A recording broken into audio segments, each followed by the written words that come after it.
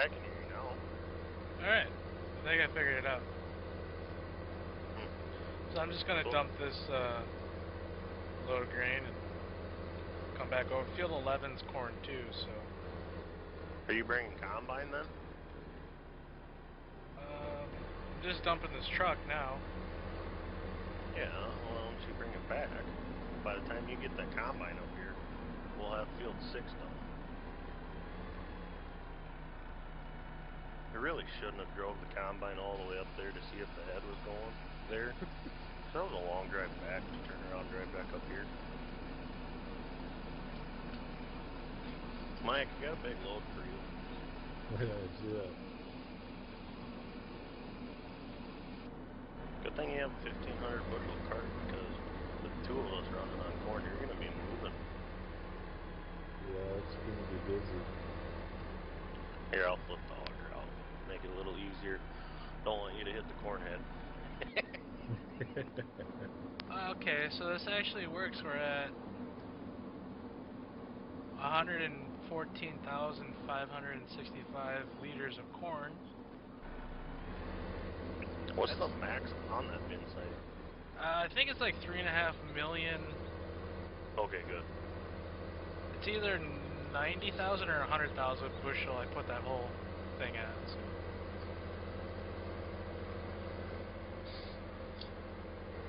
So basically, one big corn harvest, we'll have that filled. I don't think we have enough planted to do 3.5 million. But we won't have enough room for basically any, like the rest of our crops, like beans and barley, so. Basically, you need to buy another bin site. Well, we had the small bins. It's 30,000 bushel bins by the small shed. So we still have that. That new drive control really screws with me, because I go to hit like reverse and I've still got like the cruise set, and all of a sudden I'll be going in reverse at like 10 mile an hour. Would you have to go in and change, Joe, to get the drive control to have the one differential turned on all the time?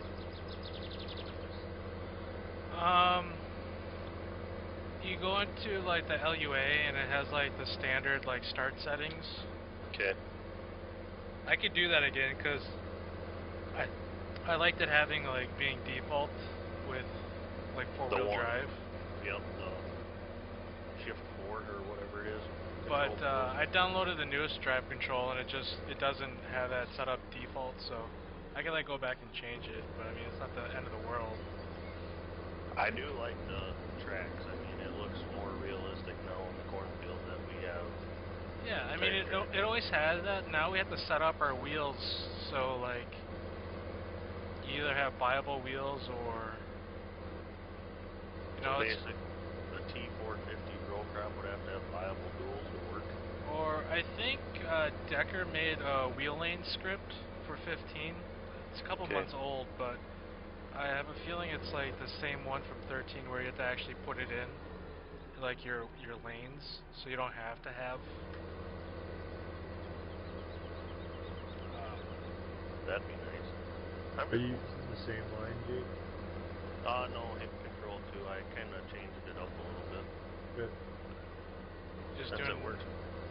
It works perfect with the corn heads. That Mike takes the one lane and it's just a perfect distance away. Oh my god, look at that 1500 Kinsey. Oh, there's a lot going on. We got a big train. I got one of me dumping on Mike with the train going by. It looks pretty sick. Yeah, I got one too.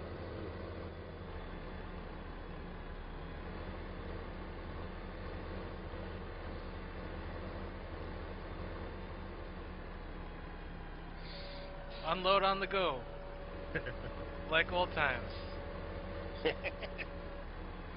don't have enough. Hold on, if you're going to do that, Mike, go dump in the other truck and I'll meet you back at the top. Can you move your spout?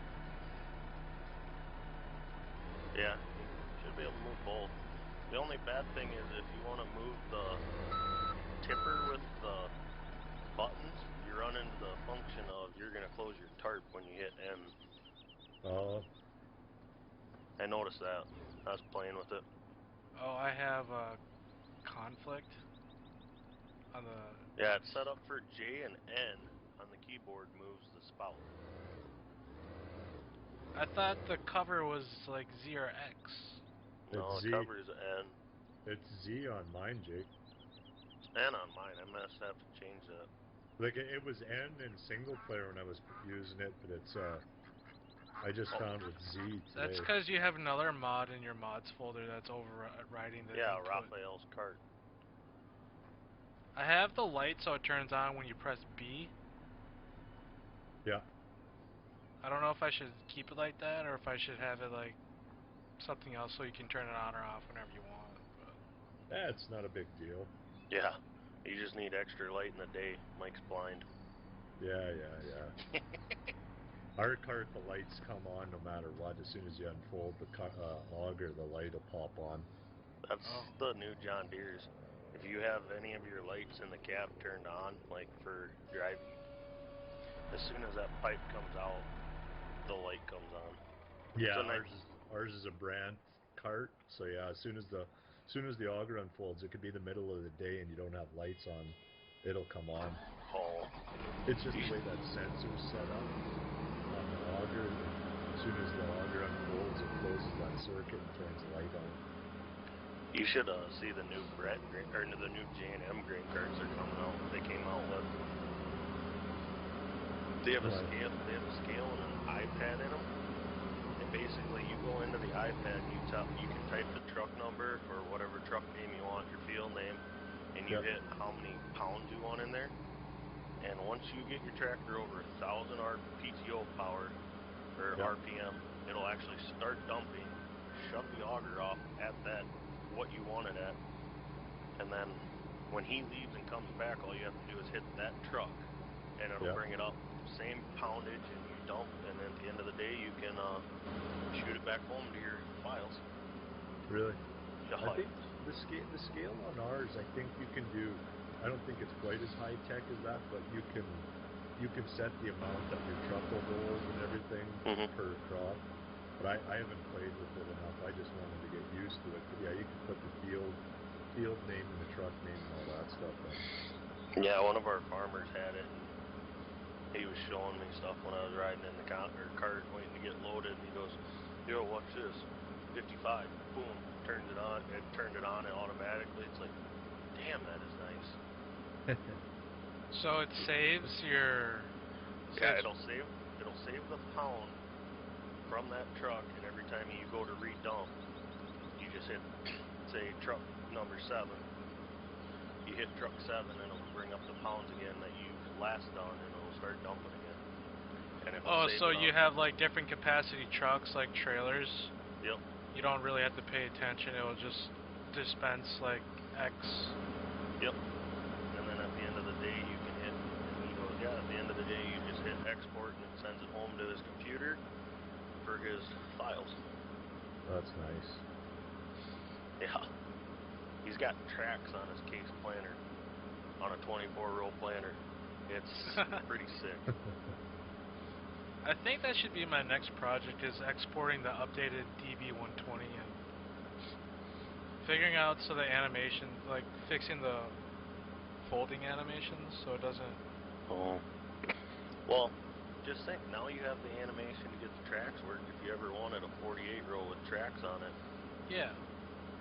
Just use the TerraTrack, and I just never got around to doing it, so... Could you imagine a 48-row with individual moving row units?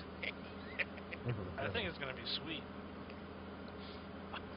I think it's going to cause a lot of butt hurt. That kid today, I made a DB90. Yeah, you farted together a Lego model.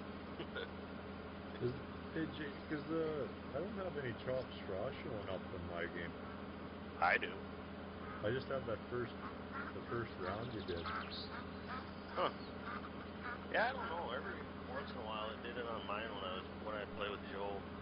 Somebody made a post on there that their chopped straw wasn't working, but Yeah, mine's I saw working. that.